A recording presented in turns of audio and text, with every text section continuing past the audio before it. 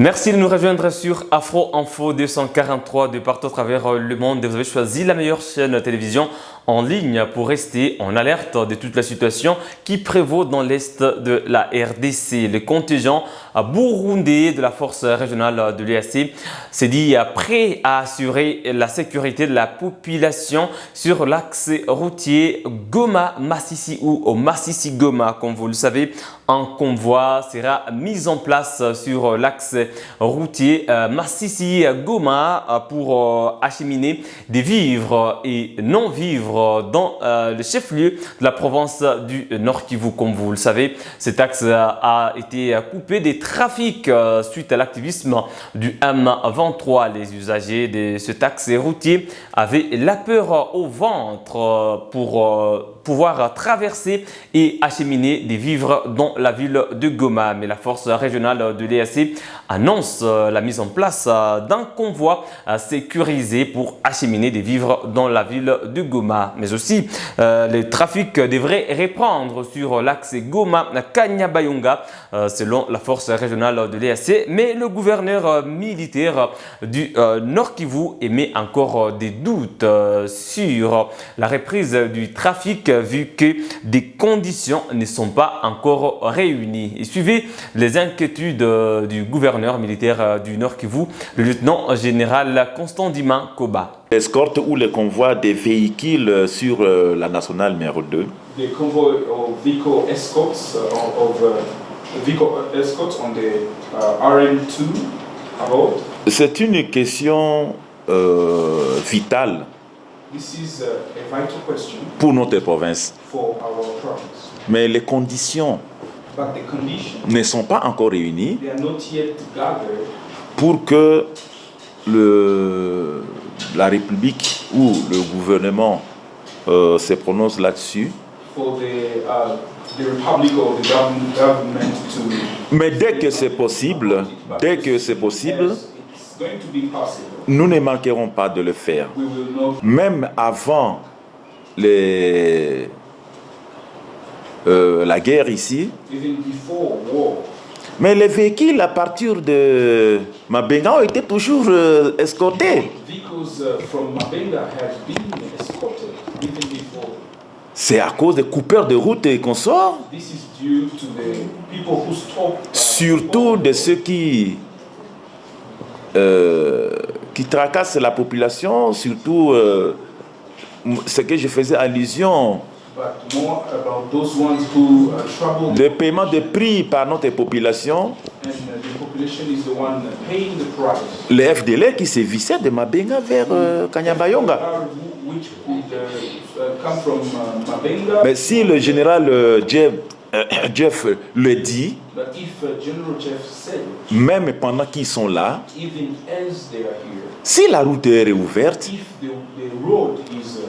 moi je ne vois pas l'inconvénient pour qu'on escorte des véhicules pour sécuriser notre population.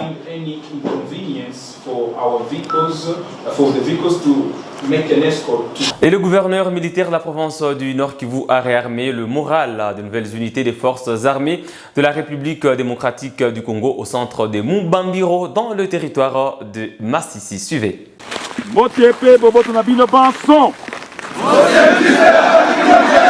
Le commandant des opérations militaires et gouverneur de la province du Nord Kivu, le lieutenant général Constant Ndima Koba, a procédé à une descente à Mubambiro ce lundi 24 avril 2023. Il était question pour le lieutenant général Constant Ndima Koba de réarmer le moral des troupes au centre d'entraînement de Mubambiro, en territoire de Massissi. Le gouverneur et commandant des opérations militaires en province du Nord Kivu a rappelé à ses hommes le règlement militaire auquel ils sont tenus. Yango wana boyambaki mbela ya mokonzi mboka. Boyambi mbela ya gouvernement na biso, boyambi mbela ya chef d'état-major général, bokendaki ko s'inscrire comme likili, bokoti na centre de formation. L'état a bandi ko former yo po comme soda. Lelo okomi soda ndengo telemi wana tina wana bapesi yo sokoto na biso, bapesi yo mandoki, bazali ko pesa yo mateya po ete obatela ekolo na yo. Soda bazali discipliné. Ndako koma lokola biso. Ndako koma lokola biso. Soda azali discipliné. Pas mon sala na biso yo surtout awa discipline. Il a également parlé de la sauvegarde de l'intégrité du territoire national qui est la principale mission de l'armée régulière. Boye pour la défense et l'intégrité du territoire na biso, ko battre la population na biso, c'est-à-dire batata na ba maman na bino moko d'ailleurs, bandeko na bino, ba civil. Pour être eteni oya ekolo na biso ekende na maboko ya munguna te. Dans un autre chapitre, Simon Kimbangu Kiangani remercie le président Félix Tshisekedi pour avoir décrété la date du 6 avril férié et payé en République démocratique du Congo. Reportage. Des colonnes de fidèles kimbanguistes défilant dans les rues du pays un jour férié, il en sera désormais ainsi chaque 6 avril. La journée dédiée au combat de Simon Kimbangu et de la conscience africaine, une promesse du chef de l'État aux fidèles kimbanguistes qui prend corps à la grande satisfaction des défenseurs de l'héritage du grand prophète africain. Après une première célébration réussie en 2023, le chef spirituel de l'église kimbanguiste est venu personnellement remercier le président de la République pour la concrétisation de sa promesse faite en 2021. Simon Kimbangu Kiangani sollicite le soutien et les prières de ses fidèles pour le président Félix Antoine Tshisekedi.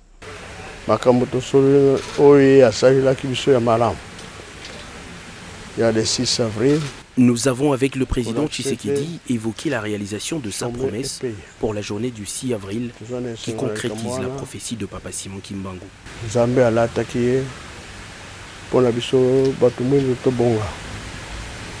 Tata Simon Kimbangu alobaki ete le 6 avril ekosala mosala kuna tozokende yango emonani likambo tolobi na lingomba.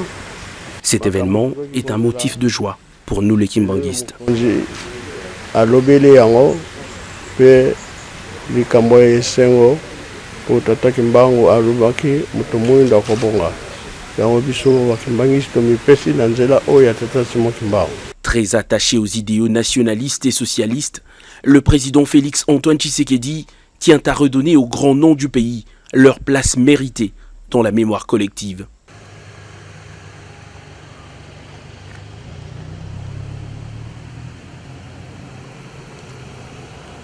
Et pour clôturer ce grand dossier, les membres du Présidium de l'Union sacrée de la Nation ont effectué dimanche une visite au stade du Martyr de Kinshasa en prévision du meeting du 29 avril 2023. Nous avons conçu un plan d'aménagement pour qu'ils puissent avoir un accès facile au stade. C'est-à-dire nous allons utiliser les deux accès, les premiers accès par lesquels vous êtes entrés et celui de ces côtés pour créer, comme il présente sur la maquette ici, une zone de sécurité où seules 1250 personnes pourront se retrouver sur cette plateforme, compartimentée en trois, où il y a d'abord la zone centrale pour avoir 250 autres personnalités et 500 de part et d'autre en tenant compte du nombre de partis, près de 500 représentés pour que chaque regroupement, parti, association, affilié ou signataire de la charte puisse avoir un représentant, un membre sur la tribune d'honneur. Et au milieu, c'est les 250 autres personnalités que le président va décider qui va être dans cette zone. Et pour mieux gérer la zone au-delà du fait que nous avons réseauté ce protocole, les cartons d'invitation également sont on a conçu deux modèles pour permettre et faciliter l'accès. Parce qu'avec la sécurité, seuls les invités porteurs de ces cartons d'invitation pourront avoir accès dans cette zone limitée. À la différence de ce qu'on fait par le passé, la zone derrière la tribune reste souvent non occupée. Mais ici, la particularité, nous avons identifié au moins 3500 places derrière la tribune ou avec qui pourront servir à accueillir les personnalités, les membres des cabinets ou les personnels rattachés aux personnalités qui vont être sur la tribune, comme ça, parce que étant donné que les invitations seront vraiment au nombre des chaises pour éviter qu'il y ait des débordements et des surplus.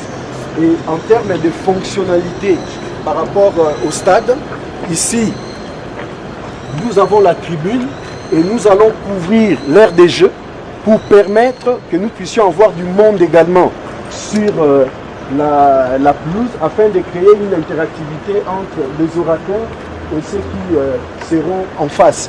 Mais la particularité, c'est qu'au centre, là où il y a les points centraux du terrain, nous allons aménager un podium pour permettre l'animation politique et toutes les prestations musicales que nous aurons. En ce moment-là, ça nous évite que ceux qui vont faire l'animation puissent être en contact direct avec les personnalités qui sont là, parce que souvent ça crée des désordres et un dérangement direct. Donc, mais ceux qui seront également sur l'aire des jeux, comme il y a des consignes particulières, nous allons remettre également des macarons pour ceux qui seront sur l'aire des jeux, afin qu'ils puissent être identifiés pour ceux qui seront en face, parce qu'il y a un certain nombre d'exigences pour le terrain, notamment en ce qui concerne les chaussures des dames. Donc il ne faudrait pas qu'ils soient en talons et autres, c'est des baskets ou des bandits pour permettre de ne pas jouer les terrains. Donc voilà, Excellence, en termes de dispositions dans son ensemble, le podium dans son entièreté fait 75 mètres de portée et 17 mètres de profondeur. Donc c'est la configuration que nous avons. Et nous avons prévu dans le stade ici, à l'intérieur, avoir 10 écrans. Et nous voulons ramener cela à 8 parce que les écrans latéraux auront la taille double que les autres écrans que nous mettrons à pied. L'objectif, c'est que nous avons proposé dans la stratégie de communication, il faut que nous mobilisions le minimum le double de notre capacité du stade pour avoir, non seulement à laisser les gens dehors, mais avoir des espaces aménagés à l'extérieur. C'est-à-dire à l'extérieur, nous mettons des écrans, des barricades, la sonorisation et autres, pour permettre à ceux qui n'auront pas accès dans le stade d'être retenus à l'extérieur pour pouvoir suivre. Voilà, mesdames et messieurs, qui met un terme à ces grands dossiers sur Afro Info 243. Merci à vous de l'avoir suivi du début à la fin. On se fixe un nouveau rendez-vous d'actualité.